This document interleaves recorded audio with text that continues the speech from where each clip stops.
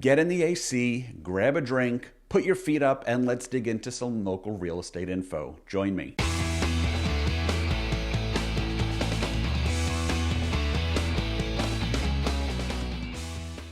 Hello friends, it's Bill Warrell, your Bradenton and Sarasota Realtor. Hope you're well and hope you're out of the blazing sun. I've got some data to share with you about the local real estate market and how it may affect your decision to buy, sell, or invest in the Sunshine State. First, I want to share with you that I've both narrowed and expanded my focus for these market reports going forward. I've noticed over time that the majority of my business and my clients are focused on Manatee County, so that's where I've decided to spend more of my time. So while I'm still ready and available to help anyone looking at the Sarasota area, I'll be keeping these updates more focused on Manatee County. In regard to expanding my focus, I've also decided to share more data and info that relates to the local housing market outside of just the number of homes that have sold. As I move forward, I'd love to get your feedback so that I can tailor this information to what it is that you're looking for. We saw 701 homes sold in Manatee County last month, which was a 12% decrease from the month prior.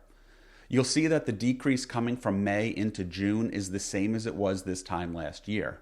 New listings continued its downward slide as there were 831 new listings last month, an 11.5% decrease from the month prior. Also a similar decrease from this time last year, except this is now 3 months in a row of decreases. There are currently 3,073 single-family homes for sale in Manatee County, which is a 0.52% decrease from the previous month. Here you'll see the total number of homes for sale in Florida, a number that continues to rise. The median price for sold homes decreased 8% to $444,000. We saw a decrease last year at this time, but not as steep. This data matches what we're seeing in the marketplace. As interest rates remain high, along with some other factors, home sellers are having to lower their asking price. On this chart, you'll see a Loch Ness Monster-looking line that shows an uptick in pricing reductions all across the state. This has in turn led to what you're seeing here, as the average price per square foot has dropped 5.21% to $273. The average days on market has increased slightly to 78 days. The months of inventory is a calculation of how many homes are on the market versus how many buyers there are. Inventory has risen 12.82% to 4.4 months. Mortgage rates also play a part in real estate market as buyers have to contend with paying more for the money they borrow. The average 30-year mortgage rate fell just 3 basis points from 6.85 to 6.82. Lumber costs play a role as the cost of lumber gets built into the price of new construction homes and affects the total price. One of the industry standards is the lumber futures, which indicates a price of $627 per 1,000 board feet. The price is up 27.79% from last year, and one of the largest factors affecting this price would be those tariffs that we all love to talk about. I want to share just a few more financial indicators. Here you'll see the percentage of bank loans that are currently past due or in non-accrual status. Non-accrual in this sense means that interest is no longer accruing as either the borrower has not made loan payments as agreed or because the bank has serious doubts about the borrower's ability to repay the loan. The number is currently at 1.59%, which is nothing to get too excited or worried about, but the slow upward momentum is something to keep an eye on. Another disturbing trend is the delinquency rate on commercial loans through U.S. banks.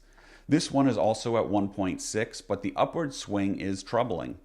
While you may think, how does a company's business loan affect housing prices? It comes down to the trickle effect of the economy as a whole. First, this is not a singular company, but a ratio of every commercial loan held at an FDIC-insured bank across the country. Think about what happens if companies are unable to pay their loans or their bills. Unmet payroll, layoffs, rising prices, etc. The delinquency rate on single-family residential mortgages dipped to 1.7% and has remained rather steady. And lastly is the unemployment rate, as banks tend to not lend money to individuals who don't have the ability to pay it back.